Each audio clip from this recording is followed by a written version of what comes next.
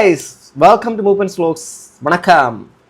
അപ്പോൾ ഗൈസ്, ഞാൻ നിങ്ങളോട് ആദ്യം തന്നെ ഒരു കുസൃതി ചോദ്യമല്ല, ഒരു നല്ലൊരു ചോദ്യം തന്നെയാണ്. പ്രഭാതത്തിൽ നിങ്ങളെല്ലാവരും രാവിലെ വീഡിയോ കാണുകയല്ലേ, ഞാൻ ചോദിക്കുകയാണ്. വേറൊന്നുമല്ല, നിങ്ങൾക്ക് ഒരു മുറിവേറ്റ് അവിടെ പഴുത്തു, വ്രണം വന്നു, എന്നിട്ട് നിങ്ങൾ ഹോസ്പിറ്റലിലേക്ക് പോവുകയാണ്. അന്നത്തെ ദിവസമൊക്കെ മഴയും മറ്റുള്ള കാര്യങ്ങളൊക്കെ ഉള്ള സാഹചര്യമാണെന്ന് വിചാരിക്കുക. നിങ്ങൾ ഹോസ്പിറ്റലിൽ കൊണ്ടുപോയി നിങ്ങളെ ട്രീറ്റ് ചെയ്യുന്നത് എവിടെ വെച്ചെന്നറിയാമോ? പുറത്ത് മഴ പെയ്തുകൊണ്ടിരിക്കുന്ന ചെളിവെള്ളത്തിൻ്റെ ഇടയിൽ വെച്ചിട്ടാണ്.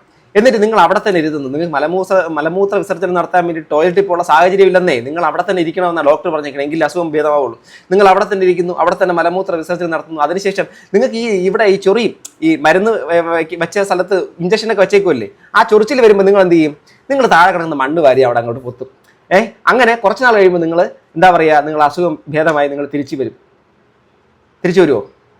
അങ്ങനെ ചെയ്താൽ തിരിച്ചു വരുമോ? തിരിച്ചു വരുമോ? ആത്മാർത്ഥമായിട്ട് കമൻറ്റ് ചെയ്യണം.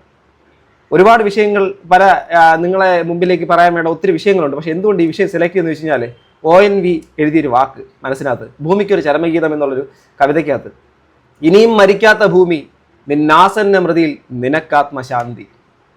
ഇനിയും മരിക്കാത്ത കൊമ്പ നിന്നാസന്ന മൃതിയിൽ നിനക്കാത്മശാന്തി. ഞാൻ ഈ പറഞ്ഞ വാക്കുകൾ അറം പറ്റാതിരിക്കട്ടെ, അത് മാത്രമാണ് എനിക്ക് പറയാനുള്ളത്. ഇതാ, ഞാനിപ്പോൾ ഈ കാണിക്കുന്ന ഈ ഒരു ഫുട്ടേജിൻ്റെ ചെറിയൊരു ഭാഗം മാത്രം നിങ്ങൾ ആ ഒരു ഫോട്ടോ കാണുക. ആരോഗ്യനിലയിൽ മാറ്റമില്ലാതെ കൊമ്പൻ, അത് ഈ മറ്റേ കോടനാട് നിന്ന് വരുന്ന ഒരു മുറിവേറ്റ ആനയുടെ അവസ്ഥ, ഇപ്പോഴത്തെ അവസ്ഥ എന്ന് പറഞ്ഞാൽ, ഈ ആന കിടക്കുന്ന സ്ഥലത്തുള്ള ഒരു തുമ്പി തറയിൽ തട്ടി നിൽക്കുന്നതാണ് നിങ്ങൾ കാണുന്നത്. ആനയെ കെട്ടിയിരിക്കുന്ന യൂക്കാലിപ്റ്റസ് മരത്തിൻ്റെ തടികൾ കൊണ്ടുണ്ടാക്കിയിട്ടുള്ള, ഒരിക്കലും അത് ഭേദിക്കാൻ കഴിയാത്തൊരു കൂട്ടിൻ്റെ അകത്ത് ആനയെ കൊണ്ട് കെട്ടി. ഓക്കെ, അത് വളരെയധികം രോഷാകുലമായി പുറത്തൊക്കെ പോകുന്ന സാഹചര്യം കൊണ്ട് സൃഷ്ടിക്കുന്നതാണ്. അതിനങ്ങനെ സംരക്ഷിച്ചേ പറ്റൂ. ആ തറയാണ് നിങ്ങൾ കാണുന്നത്. ആ തറയിൽ അത് എന്ത് ചെയ്യും? മൂത്രമൊഴിക്കും, അതിൻ്റെ വിസർജനങ്ങൾ നടത്തും, ഇതൊക്കെ ചെയ്യും. അതോടൊപ്പം തന്നെ ഇതിൽ പ്രാണികളും മറ്റുള്ള കാര്യങ്ങളും നിറയെ വരും. നിങ്ങൾക്ക് എല്ലാവർക്കും അറിയാം, ദുർഗന്ധം വമിക്കുന്ന മൂത്രമാണ്. അതോടൊപ്പം തന്നെ ഇതെല്ലാം പ്രാണികളെല്ലാം വരും. ആ ചെളി വീണ്ടും എടുത്ത് ആ ഭാഗത്തേക്ക് അത് പൊത്തുന്നു. അതുകൊണ്ട് അതിൻ്റെ ഉള്ളിൽ ഓൾറെഡി തന്നെ ഇവിടുത്തെ ആ ഒരു മുറിവിൽ നിന്നും അതിൻ്റെ ഈ തുമ്പിയിലേക്ക് മുറിവിൻ്റെ ഇത് കൂടുന്നു, അണുബാധ കൂടുന്നു. ആലോചിച്ച് നോക്കുക, ഈ കൊമ്പൻ ഇപ്പോഴല്ല ഈ കൊമ്പന് ഈ ഒരു പ്രശ്നം ഉണ്ടായത്. ഏതാണ്ട് 1-2 ആഴ്ചയ്ക്ക് മുമ്പ് ഈ കൊമ്പൻ്റെ ഒരു വിഷയം ഉണ്ടായി. അന്ന് ആ ഒരു കൊമ്പനെ ട്രീറ്റ് ചെയ്യാൻ വേണ്ടിയിട്ട് ആൾക്കാർ നമ്മുടെ ഫോറസ്റ്റ് അധികൃതർ അവിടെ പോവുകയും ട്രീറ്റ്മെൻറ്റ് ചെയ്യുകയും വരികയും ചെയ്തു. അതിനുശേഷം പുറത്തു വന്ന ദൃശ്യങ്ങളിൽ ആനയുടെ മസ്തകത്തിൽ നിന്നും പുഴുക്കൾ പുറത്തേക്ക് വരുന്നതും ആനയുടെ വീഡിയോസ് അവിടുത്തെ ആൾക്കാരൊക്കെ എടുത്ത് പ്രചരിപ്പിക്കുകയൊക്കെ ചെയ്തു. നാട്ടുപ്രദേശങ്ങളിലേക്ക് ഇറങ്ങിയപ്പോൾ ഇത് പ്രചരിക്കപ്പെട്ടു. അതിനുശേഷം വളരെ വൈകിയാണ് ഈ പറയുന്ന ഫോറസ്റ്റ് അധികൃതർ ഈ ആനയ്ക്ക് ട്രീറ്റ്മെൻറ്റ് കൊടുക്കുന്നത്. അപ്പോഴേക്കും ആന ഏതാണ്ട് വല്ലാത്തൊരവസ്ഥയിൽ ആയിക്കഴിഞ്ഞു. ഇനി ചില ദൃശ്യങ്ങൾ, അതിന് മുമ്പുള്ള ആനയുടെ ദൃശ്യങ്ങൾ നിങ്ങൾക്ക് കാണിച്ചു തരാം. അപ്പോഴേ നിങ്ങൾക്ക് മനസ്സിലാവും. ഈ ദൃശ്യങ്ങളിൽ കാണുന്നത് ഇവരന്ന് കുറച്ച് നാളിന് മുമ്പ്, ഏതാണ്ട് 1-2 ആഴ്ചയ്ക്ക് മുമ്പ് ഈ ആനയെ പോയി ട്രീറ്റ്മെൻറ്റ് ചെയ്ത് അവിടെ ഇതെല്ലാം അടച്ചു വെച്ചിട്ട് പോകുന്നൊരു കാഴ്ചയാണ് നമ്മൾ കാണുന്നത്. ഇത് നിങ്ങൾ ശ്രദ്ധിച്ച് കാണണം. ഇതാണ് ഫസ്റ്റ് ട്രീറ്റ്മെൻറ്റ് നടന്നത്. അതിനുശേഷം ആ ആനയുടെ പിന്നീടുള്ള ഒരു അവസ്ഥയാണ് നിങ്ങളിപ്പോൾ കണ്ടുകൊണ്ടിരിക്കുന്നത്. അതിനകത്ത് നിന്ന് കുറച്ച് പുഴുക്കൾ മാത്രം വരുന്നത്. ഏതാണ്ട് ഇത് ഫെബ്രുവരി 9 തീയതികളിലൊക്കെയാണ് ഈ വീഡിയോസ്, ഈ ഫൂട്ടേജൊക്കെ പുറത്ത് വന്നത്. ആ സമയത്ത് തന്നെ, ഈ പുഴുക്കൾ വന്നുകൊണ്ടിരിക്കുന്ന സമയത്ത് തന്നെ തുമ്പി കൊണ്ട് ഈ ഭാഗമൊക്കെ അത് എന്ത് ചെയ്യുന്നു. അതിനുശേഷം നമ്മുടെ ഈ ആനയെ പിടിച്ചുകൊണ്ടുവരുന്നു. അതിനുശേഷം ഇദ്ദേഹത്തിന്റെ വാക്ക് കേൾക്കാം. എനിക്ക് ഏറ്റവും കൂടുതൽ ഇഷ്ടപ്പെട്ട വെച്ചു മഞ്ഞ സമയത്ത് അത് തള്ളിയിട്ടു, ആനിമലിനെ തള്ളിയിട്ടു. പക്ഷെ നമുക്ക് കുഴപ്പമുണ്ടായില്ല. മൂന്നെല്ലാം ട്രീറ്റ് ചെയ്തു, എല്ലാം കഴിഞ്ഞു, റിവേഴ്സ് ചെയ്തു, ലോഡ് ചെയ്തു. ഇല്ല, അതൊരു സജഷനിലാണ്. ഒരു കാര്യം പറയാതിരിക്കാൻ നിവൃത്തിയില്ല, ഇദ്ദേഹത്തിനെ എനിക്ക് വിമർശിക്കണം. പക്ഷേ തൊട്ടടുത്ത് നിൽക്കുന്ന ഈ മാധ്യമപ്പടകൾ അദ്ദേഹത്തിന്റെ വാക്യാത്ത് കൊണ്ട്, ഈ കോല് കൊണ്ട് കുത്തിക്കയറ്റുന്ന പരിപാടിയെ ഒരിക്കലും അക്സെപ്റ്റ് ചെയ്യാൻ പറ്റത്തില്ല കേട്ടോ. അയാളൊരു മനുഷ്യനാണ്. ഓക്കെ, ആനിമൽ പ്രൊട്ടക്ട് ചെയ്യാൻ വേണ്ടി പുള്ളി ചെയ്തു, അത്രയും. ആരോഗ്യസ്ഥിതി നമുക്ക് പറയാനായിട്ടില്ല. സെഡേഷനിലാണ്, ഫുൾ സ്റ്റേബിൾ ആയിട്ട് നമുക്ക് പറയാൻ പറ്റുള്ളൂ. ഇദ്ദേഹം സക്കറിയ എന്ന് പറയുന്ന ഡോക്ടർ സക്കറിയ, അദ്ദേഹത്തിന്റെ പേര് അങ്ങനെയാണ്. ഇതിനുശേഷം നമ്മുടെ ഈ ഗണപതി എന്ന് പറയുന്ന ആന ഈ ആനയുടെ അടുത്തേക്ക് പോയിട്ട് അതിനെ തുമ്പി കൊണ്ട് ചേർത്ത് പിടിക്കുകയും അത് മറിഞ്ഞു വീഴാതെ കാത്തു രക്ഷിക്കുകയും പിന്നെ അതിനെ കൊമ്പ് കൊണ്ട് വെള്ളം കുടിക്കാൻ കൊണ്ടുപോയി തിരിച്ചു കൊണ്ടുപോവുകയൊക്കെ ചെയ്യുന്ന കാര്യം. പക്ഷേ ഈ സക്രിയ സാർ പറയുന്നത് അതൊക്കെ അയാളുള്ള ദേഷ്യം കൊണ്ട് ചെയ്തതാണ്, അവസാനം മറിച്ച് തള്ളിയിട്ടതാണ് എന്നൊക്കെ ഉള്ളതാണ്. കാരണം നാച്ചുറൽ സെലക്ഷന്റെ പാർട്ടായിട്ടാണ് സംഭവിച്ചത് ഈ കാര്യങ്ങൾ എന്നൊക്കെയാണ് പറയുന്നത്.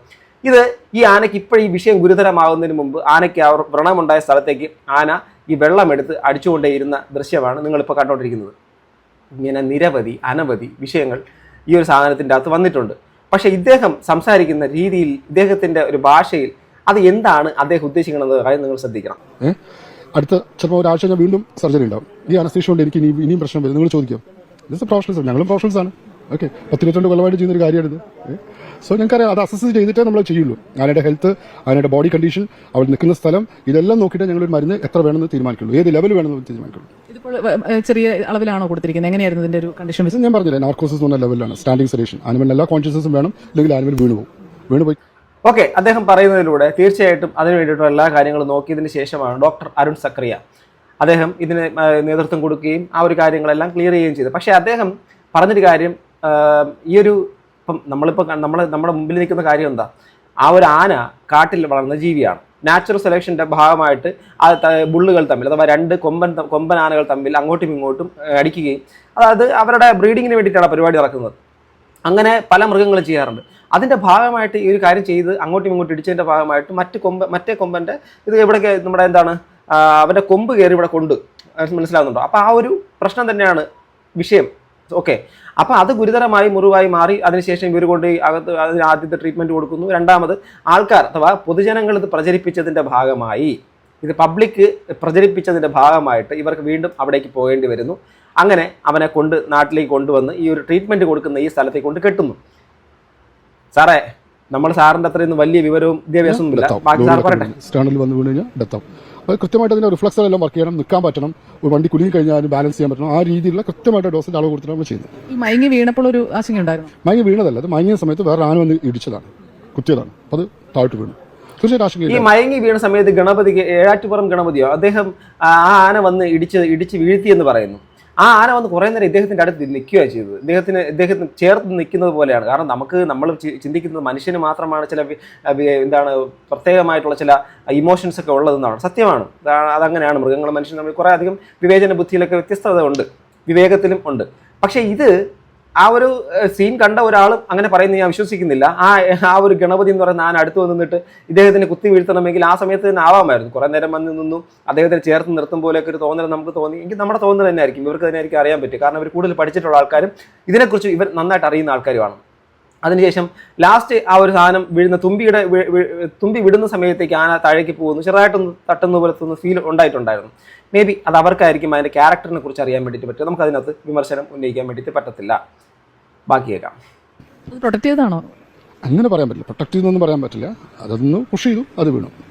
ഇതിപ്പോൾ ഈ മുറിവിനെ കുറിച്ച് എങ്ങനെയാണ്? ഇതിന്റെ ഒരു ആഴം എത്രത്തോളമാണ്, എത്ര നാൾ എടുക്കും നമുക്കിതെന്ന് പറയാൻ പറ്റില്ല. കാരണം ഹൈലി നെക്രോട്ടിക് ആയിട്ടുള്ള പഴുപ്പ് നിറഞ്ഞ മുറിവാണ്, പുഴുണ്ട്, മാഗറ്റുണ്ട് ഇഷ്ടംപോലെ. അപ്പം ഓക്കെ, അങ്ങനെ ആന ഇടിച്ചിട്ടതിന്റെ ഭാഗമായിട്ട് അത് വീണതുകൊണ്ട് അതിന്റെ ഉള്ളിലുള്ള പുഴുക്കളെയും ആ മൊത്തം പസ് ഒക്കെ അതിനകത്ത് റിമൂവ് ചെയ്യാൻ വേണ്ടിയിട്ട് പറ്റിയെന്ന് പറഞ്ഞിട്ടാണ് തിരിച്ചിവിടെ കൊണ്ടുവന്നിരിക്കുന്നത്. എന്നാൽ ഇന്നത്തെ അപ്ഡേറ്റ് ഞെട്ടിക്കുന്നൊരു അപ്ഡേറ്റ് ആണ് വന്നിരിക്കുന്നത്. അപ്പോൾ ശ്വാസം എടുക്കുമ്പോൾ നോർമലി ആ ഓട്ടെ കൂടെ ശ്വാസം പോകും. തീറ്റ എടുക്കുന്ന ബുദ്ധിമുട്ടുണ്ടോ? തീറ്റ കഴിച്ചു, രാത്രി തീറ്റ കഴിച്ചു. വെള്ളം കുടിക്കാൻ കുറച്ച് ബുദ്ധിമുട്ടുണ്ട്, കാരണം ആ വെള്ളം ഈ തുമ്പിക്കൈയിൽ താങ്ങി നിർത്താൻ പറ്റുന്നില്ല.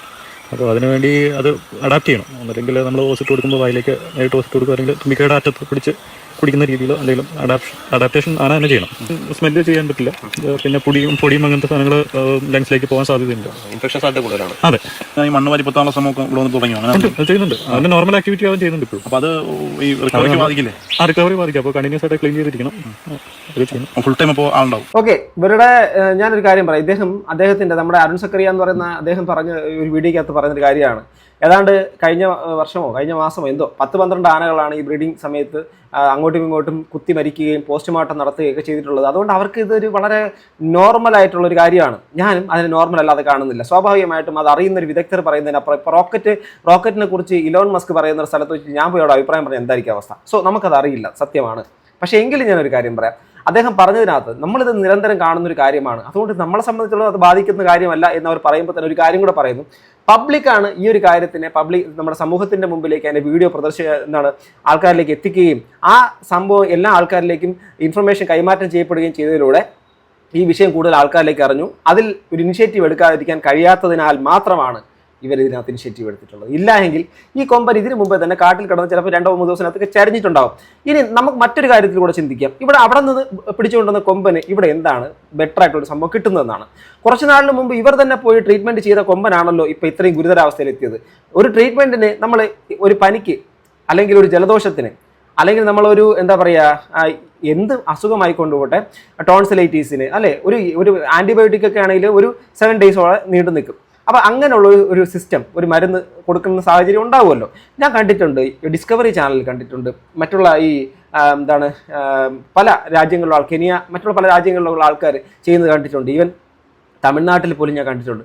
അപ്പോൾ ഒരു കണ്ടിന്യൂസ് ആയിട്ടൊരു പ്രോസസ്സായിട്ട് അവരുടെ നിരീക്ഷിച്ചുകൊണ്ട് തന്നെ മരുന്നുകളും മറ്റുള്ള കാര്യങ്ങളും കൊടുക്കുന്ന കാര്യം. സോ ഈ ആനയ്ക്ക് അങ്ങനെ ഒരു സംവിധാനം ചെയ്തു കൊടുത്തിട്ടുണ്ടോ?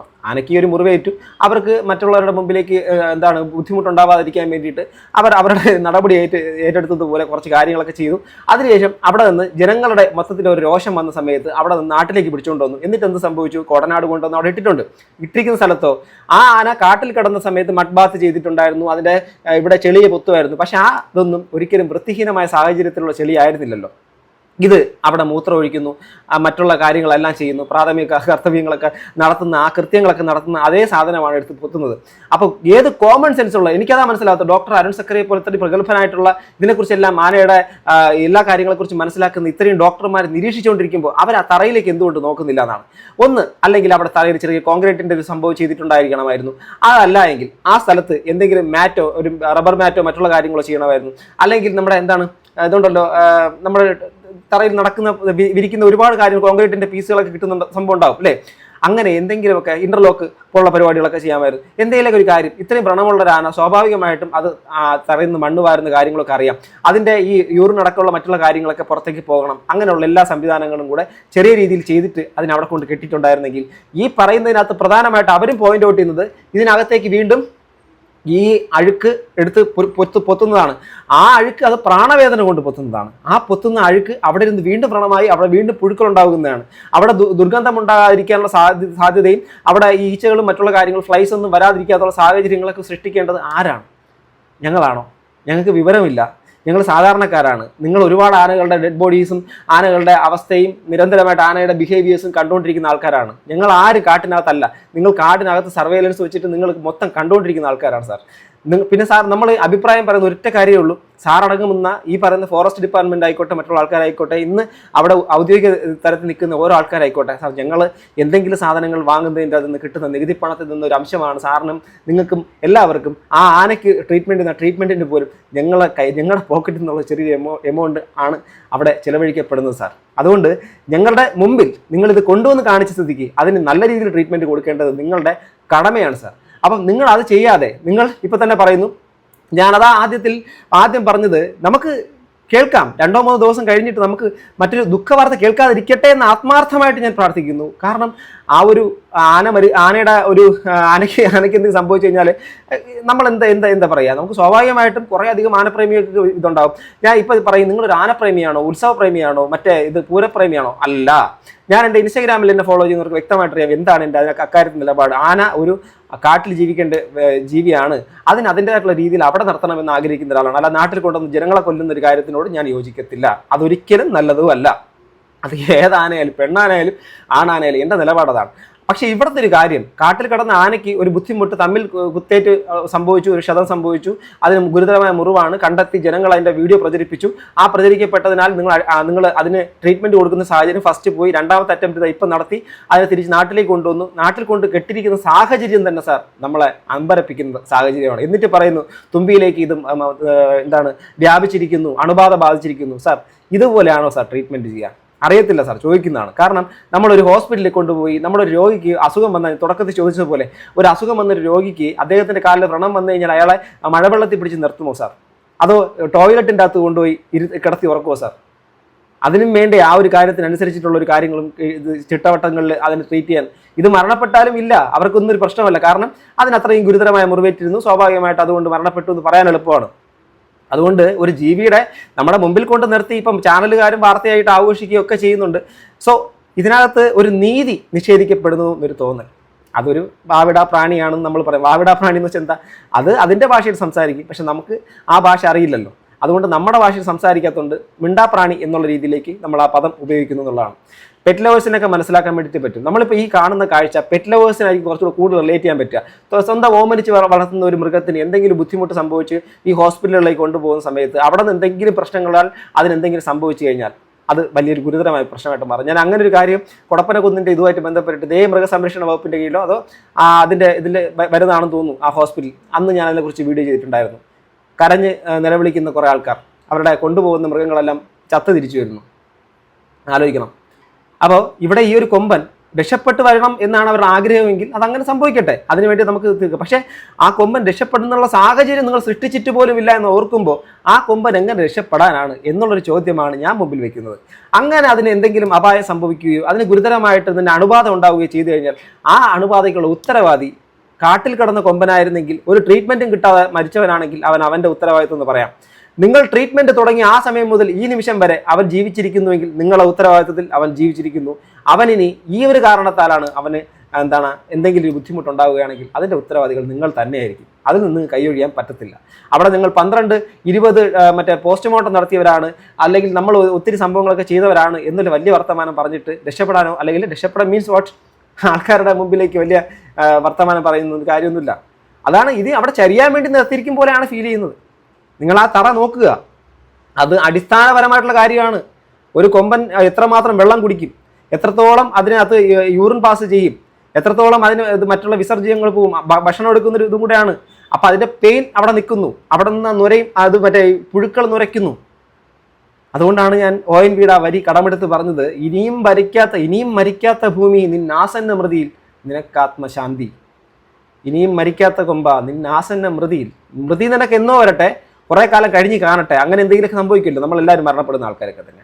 പക്ഷേ കൊണ്ടു നിർത്തി ഇതെല്ലാം ചെയ്തതിന് ശേഷം നിങ്ങളും ഞാനും ഒക്കെ ഈ പലതരത്തിലുള്ള മാംസാഹാരങ്ങൾ കഴിക്കുന്നവരാണ്. പക്ഷെ നമ്മുടെ റോഡ് സൈഡിലോ മറ്റുള്ള സ്ഥലങ്ങളിലോ എവിടെയെങ്കിലും ഒരു മിണ്ടപ്രാണിയെ ഇട്ട് ക്രൂരമായി പീഡിപ്പിക്കുന്ന കണ്ടാൽ നിങ്ങളോ ഞാനോ സഹിക്കുമോ?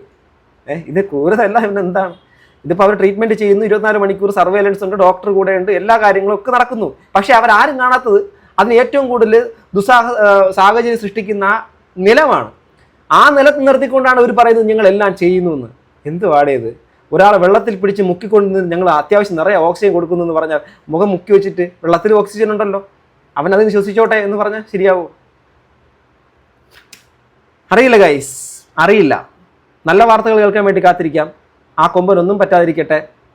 അല്ല എങ്കിൽ അവന് മടക്കം അതാണെങ്കിൽ അവൻ അധികം വേദന തിന്നാതെ മടങ്ങട്ടെ.